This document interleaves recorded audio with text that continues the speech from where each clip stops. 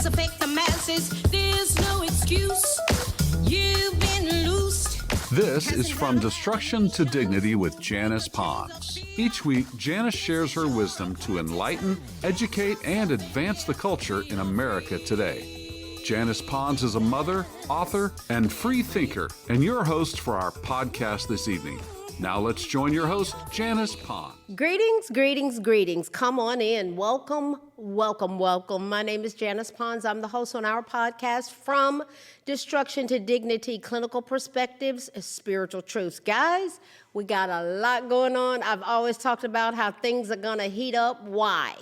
Because we've got an election coming up in November, and then that's going to segue us right into the presidential election in 2028. There's a lot going on, and it's going to escalate. Why? We're in America. Why? There's a lot on the line. And we come over here in our community, and we dissect things. So, having said that, first and foremost, we've got our flag behind us that represents us as citizens in our great country. There are people that don't like America. I happen to love America. We're here, and America's worth standing up for. America's worth fighting for in a godly way, through prayer, through informing. We don't have to be at each other's throats. We definitely don't have to be physical, but some people, because they lack strategy, skills, and tools, they resort to things that are not productive. But over here, I like for us to be an example of a way we can do things differently. And so we've got our flag behind us. We've got our great presidential seal here. Why? This visual reminds us of the need to pray for the executive branch of our government. We have our executive branch. We have our legislative branch. They need help. They need prayer. And we've got our judicial branch of the government as well. Yes, the Supreme Court. So that's how America's set up, and here we are, and we need to be praying for each other. We need to inform each other, and that's what this community is all about. Tonight, having said that, tonight, we're going to examine something that's generated a lot of discussion. There's a lot of discussion going on in our nation. And what I've learned is that a lot of times our fellow Americans, they are driven by emotions, and they just don't have facts. And because they don't have facts, they walk around in a perpetual state of emotionality that's driven by deception, manipulation, and control. So it's so important that we have a foundation that's based on facts. So it's important that we get the foundation right. And that's what we're going to talk about tonight. Getting the foundation right, and our clinical perspectives for tonight is embracing freedom. Embracing freedom. There's a lot pulling on us to keep us away from freedom. So we're going to dissect some things from my heart to your heart. What's from the heart reaches the heart. And I thank you so much for the followers on social media. I thank you so much for those with this podcast. It's downloaded in the last analysis that I saw, 12 different countries around the world. I say thank you. Thank you so much. So let's dive in. Guys, we are the foundation of America. Us, we the people. There are those that want to fight that and want to tell us that when I say my country, this not your country. It's never been your country. This not our country. We've always been slaves. You're a slave now. It goes on and on and on. And I don't buy into it. There are things I don't buy into anymore. I used to be snatched around like a rag doll emotionally about these types of dynamics, about who was against us and who's got their foot on our neck and who's controlling us. Guys, the Democrat establishment has done a masterful job of convincing too many of our kinfolk and our fellow Americans to hate America. And with much specificity, I've never seen the type of vitriol that I've seen directed towards our current president, Donald Trump, with his imperfect self, with his rough around the edges self. I've just not seen so much hate. I've totally disagreed with many presidents, but I've never, ever hated anyone. I deal with facts. I deal with policy. That's what I deal with. And that's a part of my community discussion. And those that have the propensity to come here, that's what gets our attention. And I think it's very important that it's centered around factual, historically accurate information, and that's how I roll. So I'm not talking about a policy disagreement when it comes to Donald Trump, because he is he's the head of our executive branch. He is the leader of America. And it's so many dynamics going on around him and the country and which way we're going that it warrants our attention. At least I think it does. I think it does. So when I bring up his name, and I discuss him a lot in this community, excuse me, because a lot of people, they're just like in an absolute tailspin about this man with hatred. I'm not talking about a policy disagreement. I'm talking about a visceral, vicious, and blinding hatred. Because of that, many of those around us are missing the ability to benefit from the things that he and his administration have done. They don't even know about it. Now, let's look at the receipts. We've got, some people call it the baby Trump accounts. I call it the Trump accounts, okay? But some call it the Trump baby accounts, the Trump baby accounts, the baby IRAs. Then we have the Trump IRAs for adults. And specifically, there's a Trump RX for medication costs. And then some people don't even know about this, the Home Buyer Dream Program. The Home Buyer Dream Program, HDP, is a first-time home buyer grant initiative managed by the Federal Home Loan Bank System, offering funds for down payments, closing costs, and home buyer counseling. And a lot of that is centered in New York, where a lot of people are fleeing from. But this has come through his administration. This shows the heart that he has towards we the people, whether you like it or not, whether you take advantage of it or not. What we're talking about is getting the foundation right instead of it being driven by hatred or love. I mean, what can we get excited about? What do we need to know about that could benefit us as we the people? Now, I just encourage you to go look up Trump RX and these programs for yourself. They are tools meant to be used. And I've had pastors coming to me saying, we don't, Sister Pons, we don't need to be doing no Trump accounts for children. We don't need that. We need to go through our own foundation. That's a black pastor coming at me with that. And then it said, and ours is based on a first come, first serve. Well, Trump accounts is for children that are under 18. So if you are going to limit what we could have access to that could allow a child when they turn 18 to have money to put down payment on a house, to start a business, to use on their college education or trade school, who are you to try to keep that from them and their families? So we have millions of families that are taking advantage of it, and there are other things that I've already specified that are available to us, to we the people. Guys, America is our country. This is my country. This is our country. And I tick some people off when I say that. I believe this is my country. We do not have another country. We were born here. We don't have another continent that we were born on. I was not born in Africa. My ancestors were born in the Congo, but not me. I'm not looking for the motherland.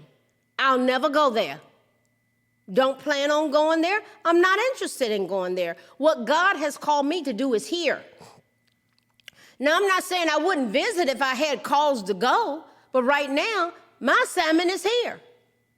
No matter how much someone tries to sell you a different narrative to keep you feeling like an outsider of the Constitutional Republic of the United States of America, guys, it's a lie. America is our homeland. We are all American, and this nation's success is our success. It's the success of my son, who's in the military, first lieutenant, has been promoted to captain. I'm invested in him. I'm invested in the military. I'm invested as a Blue Star mom. I take this stuff real seriously. Oh, yeah. My success is his success, is America's success. We're hooked in this thing together. So you can't talk me into hating America or my fellow Americans. Have you ever wondered why is the enemy of our souls trying to keep us from owning this? Why is there a relentless effort to make and keep us offended? Why?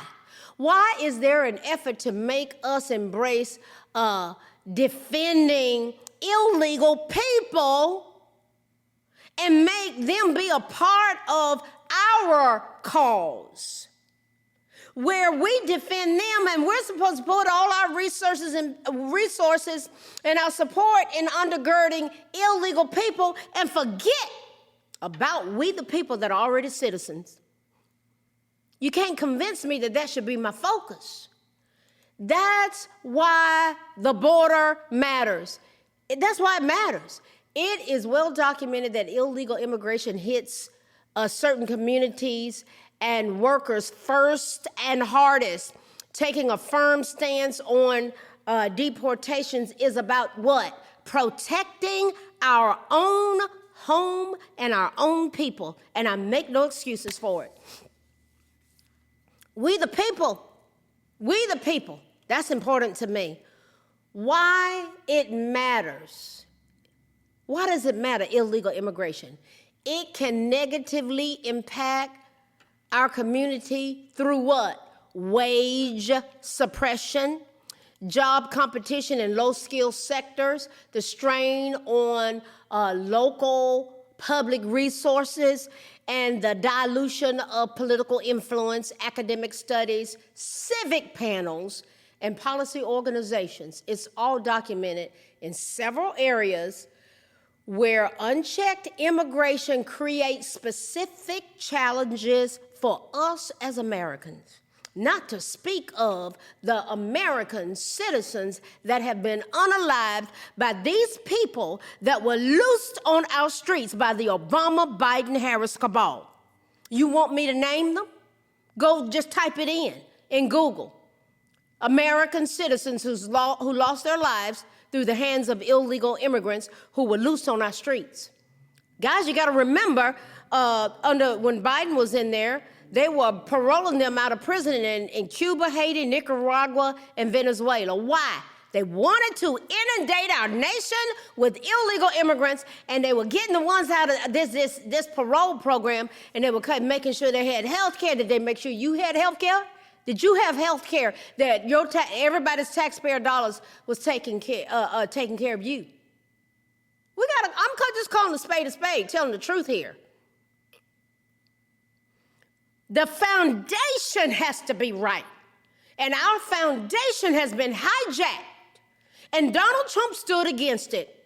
He said, no, America first. Americans first. Now, hear me out here. I'm framing some things. What has been the impact on labor and economics related to all these dynamics where they've tried to jack up our foundation? There's something called labor competition. Undocumented workers or illegal workers heavily concentrate low-wage, low-skilled industries such as and it's going to be more of a propensity towards this occurring in construction. Now, these are important areas of employment and what people do. I honor them greatly. But there's a thrust to make it as low paying as possible. Construction, food processing, hospitality, and warehousing. Those areas of employment. So what does this do? When we inundate those particular areas with people that are undocumented, that are illegal, it increases intense direct competition for entry-level jobs. Then there's wage suppression. Unscrupulous employers often exploit undocumented laborers by paying below market or sub-minimum wages. The competition becomes a whole different ball game.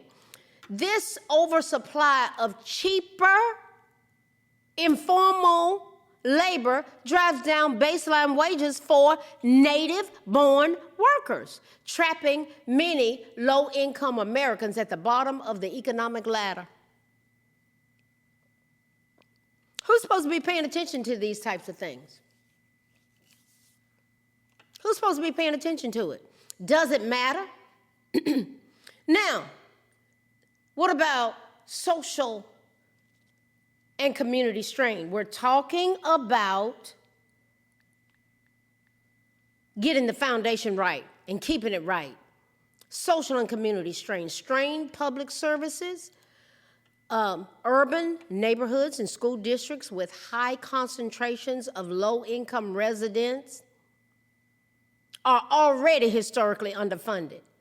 Then you get this rapid influx of undocumented populations, and it stretches local infrastructure.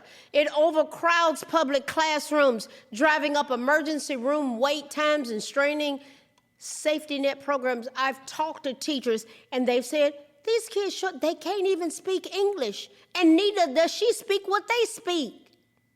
And you're supposed to teach them. This is the reality of what was thrust upon us. And I remember during 2024, the Obama-Biden-Harris cabal, they were bringing them in at 5,000 and 10,000 a day.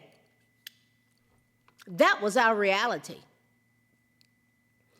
Then there are the dynamics of housing affordability. People all tripped out about how high rent is. How did it get that way? How did it get that way? Right now, people are paying more in rent than I am for my mortgage payment. On my house that I had built 3 years ago, my son had it built 3 years ago. I thank God for it. But they're building new places around my community. And boy, I called that number to check on the rent. Beautiful duplexes not too far from where I'm from. The rent is higher than my mortgage. Why is it driving? How did it get that way? The spike in local demand for affordability entry-level rentals can cause landlords to raise prices. These people are, where you going to house 10,000 people that's coming in a day, guys? Let that happen for a whole year. And we've gone a whole year up to this point where President Trump shut down all these people coming across our border illegally. All these things have a ripple effect.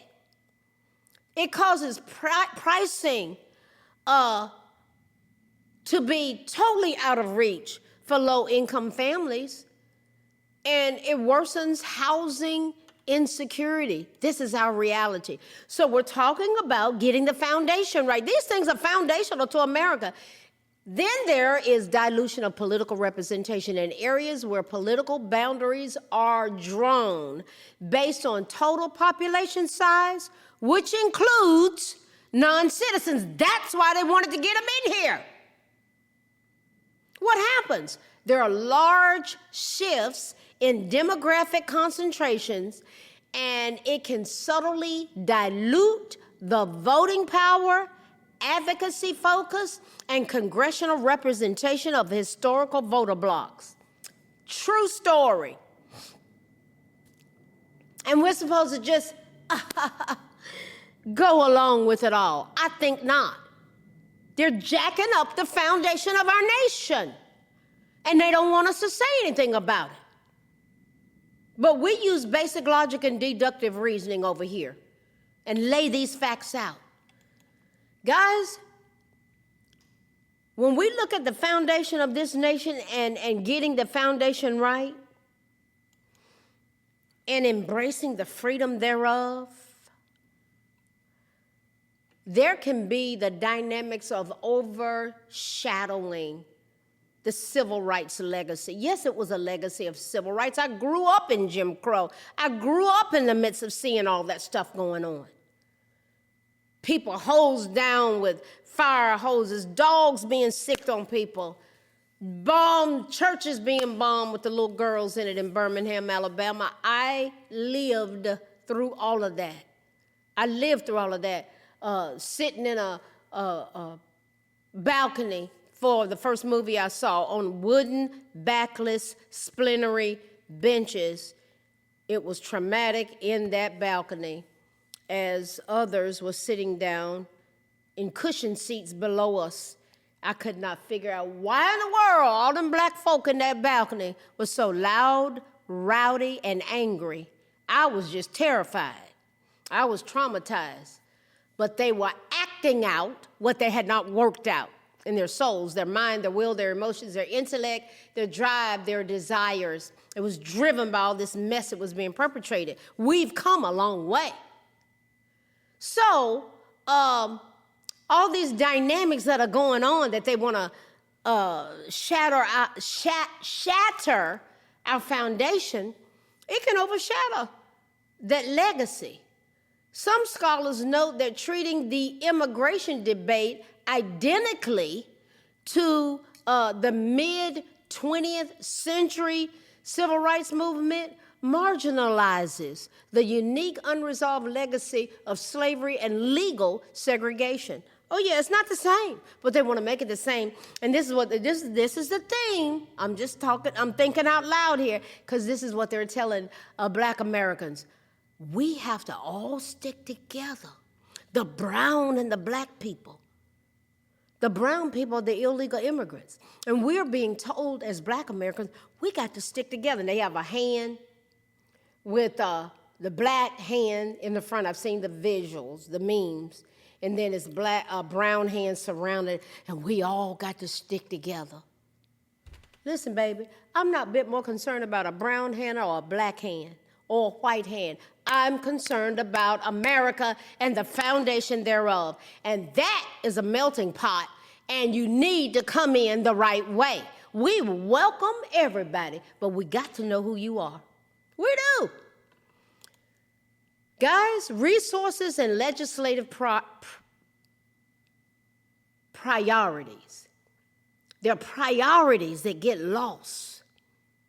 Resources and legislative priorities are sometimes redirected towards managing border crisis rather than addressing the persistent inequalities affecting native-born Americans. This is why we have the EEOC, and we have these different Equal Employment Opportunity Commission. You have these entities in place to be able to address that, but we want that. What the Democratic Party wants to do is to lump it all together, lump them in there too. No, they're not Americans.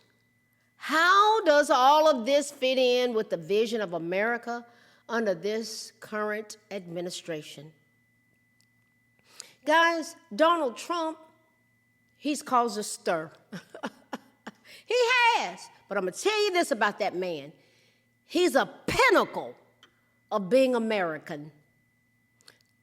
As evidenced by what? He promotes success in pursuing the highest heights of growth and success. His children are the same. And here's the thing. He wants it for everybody.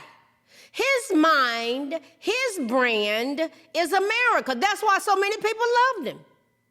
He believes that if America does well, he looks good. He does. So this is why he wants the kids to have the account. He wants our kids, an average child, to be as successful as his children are. So let's give a newborn $1,000 seed money under the Trump accounts, and it goes right into the stock, and starts getting dividends when they're little bitty babies. And then it grows, and you have companies that said, okay, one of the guidelines of it is you can put $5,000 a year in it. And you got companies saying, okay, hey, for each dependent, I'll give you $2,500, and they get to write it off. Good for them. Everybody wins. Everybody wins. Let the business owner, let them write off their $2,500 per dependent. Let the family contribute, and the child, when they're 18, look at what they've got. By the time these kids are 27 years old, just based upon the history of the stock market, they will be millionaires. I've never seen it happen. Never seen it happen.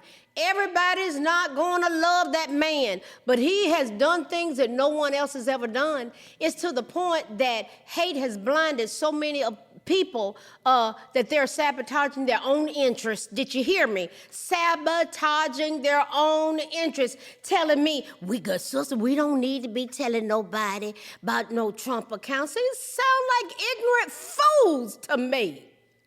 Are you kidding me? Why would we leave it on the table? It's just crazy. This is what I hear. And unfortunately, I hear it coming from black folk. Drinking the Kool-Aid. Drinking the Kool-Aid. Guys, Donald Trump, with his imperfect, rough around the edges self, is doing everything he can to bring back manufacturing and energy production, to increase private sector jobs, and to shrink our government that has already been more of a burden to us than anyone else that I've ever seen. He's working to promote American cultural homogeneity while maintaining an ethnically heterogeneous society. What's wrong with that? He understands that a nation is strongest when it is unified by a shared American culture and the strength of Christianity. He's not ashamed of that, even while we remain diverse. Now, I want to address black Americans for just a minute. The rest of you can listen if you want to. I'm talking to black folk right now, because I know the target has been put on black folks' back. I are one.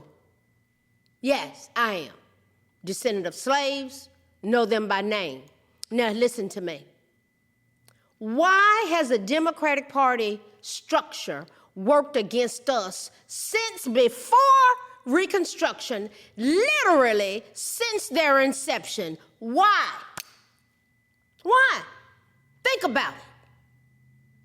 I'm coming for your thought processes, because they sure have come after ours.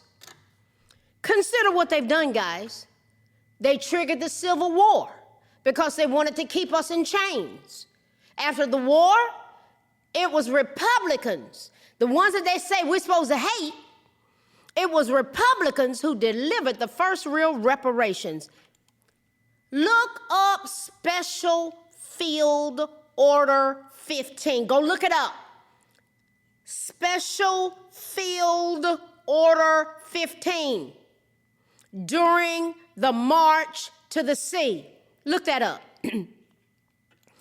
That was a Republican promise and a Republican delivery. They delivered. Special Field Orders number 15 was a military directive issued by Union General William Tecumseh Sherman on January 16, 1865 in Savannah, Georgia, following his successful march to the sea. It set aside 400,000 acres of coastal land for freed black families, giving rise to the phrase 40 acres and a mule. What happened next? Revocation of it. Because it was a temporary wartime military directive, the order was short-lived. And what happened? The land was returned, land returned, land returned. Following Abraham Lincoln's assassination, Democratic President Andrew Johnson reversed the policy and returned the confiscated lands to who? The former Confederate owners, who were Democrats. It went right back into the slave owners' hands. It was the Democrats who dismantled those promises during Reconstruction. And they put us back into 90 years of slavery. I went through it. 90 years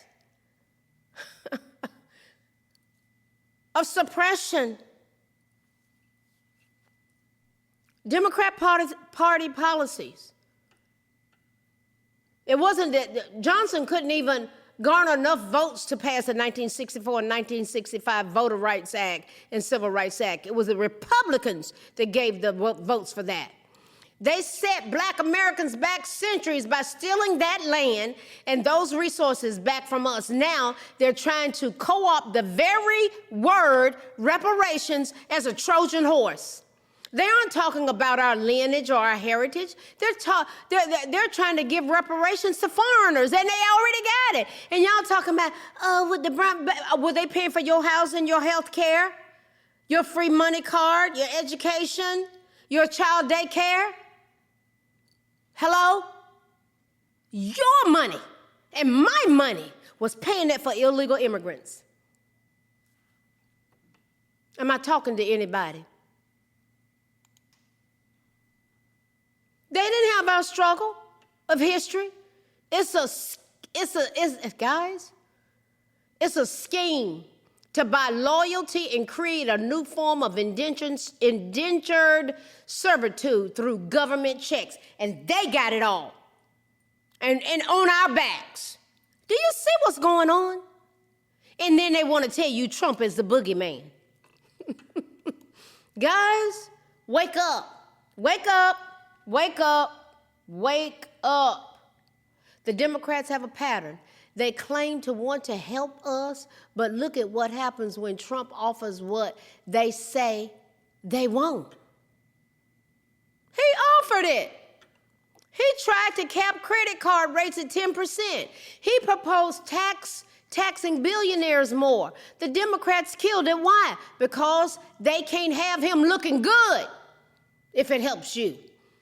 They use us as a show pony for agendas like DEI, which they associated with black people, even though it largely benefited white women and the LGBTQ. That's just the facts, and that's a day to go look it up. Don't take my word for it. Everything in every category except non-black. I'm laying it out, and I'm still talking to black folk right now. Y'all, the rest can listen. But I'm just laying it out because it all affects America. We got the bad looks, and then others got jobs. They push critical race theory to tell us we are victims rather than teaching our excellence and our rich lineage of contributions to this amazing nation.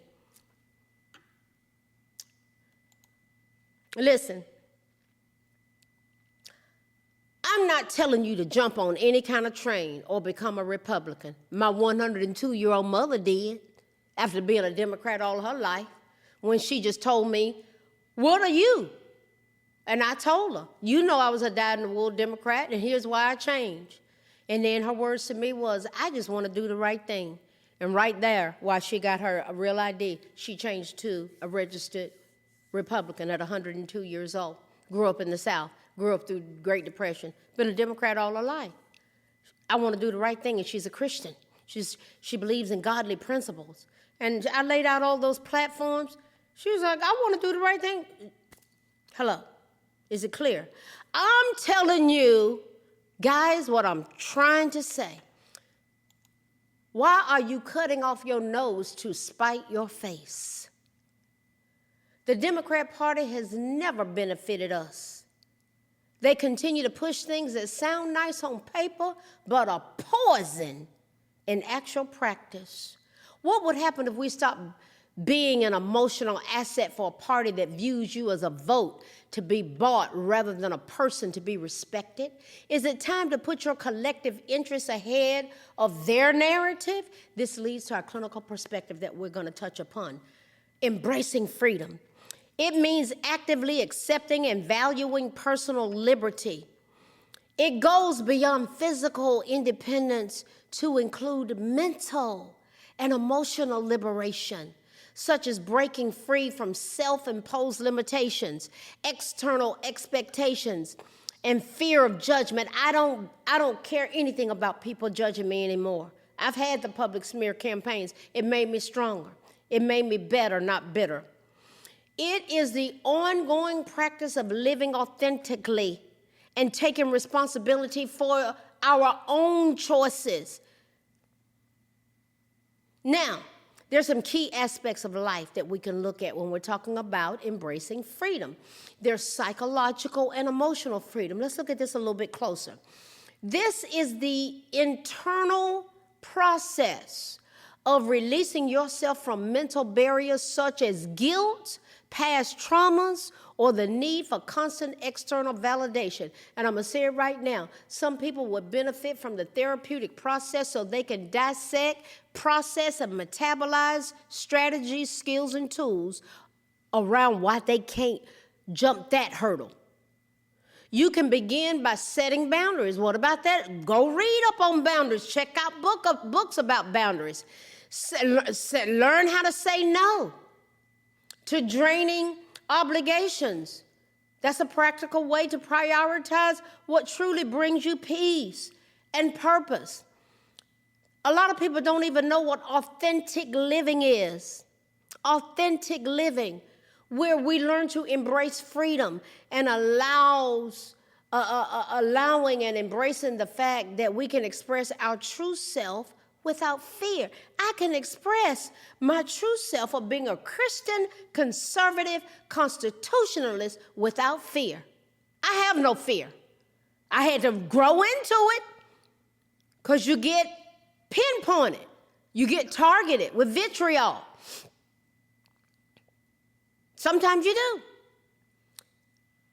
But guys, what I've learned, it requires self-awareness to recognize the difference between what society expects of you and what is it that you actually value. Freedom comes with the responsibility of choice. Instead of operating with a victim mentality where life happens to you, you embrace freedom, which means recognizing that you are the author of your own life and you take ownership of your own circumstances. And when you add God in this equation, it says that He is the author and the finisher of our faith. Oh yeah, that's our spiritual perspective. Who is the author and the finisher of your faith? It's not a political party. It's not in being black or white. Oh my God. Wow. Guys, if we learn how to stop a victim mentality, what is that going to entail? Requiring actively shifting our mindset from helplessness to personal agency. The quickest way possibly to consider doing this is to take ownership of one small thing today, like possibly considering your attitude or daily effort. And consciously replace why me with what's my next move. I have mastered that. Ask me how I know how to do it. Being faced with adversity, being faced with having doors closed in my face, and God told me, keep showing up. Knock on doors. Keep showing up, and boy, has He been faithful. Oh, yes. Guys, what's your inner language? Breaking the cycle of internal blame by changing the questions you ask yourself. When you catch yourself thinking, well, why is this happening to me? Or everything is against me. Do you know how to interrupt it and say, what can I learn from this? What's my next move? What am I going to do with this? Recognizing that while you cannot control what happens to you sometimes, you have total control over how you will respond. Is this making sense to you? Guys, if we focus our energy on moving forward rather than dwelling on who we're going to blame, what would happen? What would happen if we practiced gratitude and service? What would happen? What would happen? If we feel wrong where we take daily habits like journaling about our blessings or performing acts of service where it shifts our focus towards empowerment. What about building an empowered community? What about that? Oh, wow. Taking these young people, emboldening them, taking them under our wing. Guys, we are a force to be reckoned with, and the enemy of our soul does not want us to know this. What have we looked at tonight? Getting the foundation right. And our clinical perspective is embracing freedom. I said it once, I say it again. We're one nation under God, indivisible, with liberty and justice for all. This flag behind me means something to me. I'm an American. I'm here. The foundation is, this is America. This is my home. This is where I was born. And I'm called to pray for the executive branch, the legislative branch, and the judicial branch. We're going to either stay in the game or bellyache and sit on the sideline and not receive all that God has for us. But I am going to embrace it and push it and push it and push it and challenge us in this community that we can form a more perfect union, which means us flowing together as one. The enemy of our souls is fighting that tooth and nail, and I'm going to promote it, and there are millions of us that will as well. So, guys, we're going to keep showing up. We're going to dissect these things. Getting the foundation right is important, and also embracing freedom is important because the enemy of our soul wants to take it away from us. But he's a father of lies, and the truth has never been in him. If he's talking, he's lying. I will see you guys next week as we continue to go from destruction to dignity, clinical perspectives, spiritual truths. Clinical perspectives, strategies, skills, tools, a way of thinking, challenging each other. From destruction, we know what that is, to dignity, clinical perspectives, spiritual truths. I will see you guys next week. Good night. Thanks for listening to this week's episode of From Destruction to Dignity with Janice Pons. Janice's mission is to provoke thought, bring awareness, and point people towards intervention when needed. As a reminder, this show is not therapy, but for educational purposes only. For more information, check out JanicePons.com or follow her on social media. We are one power, strength is ours, liberty, been set free, education, affirmation, dedication, information, revelation.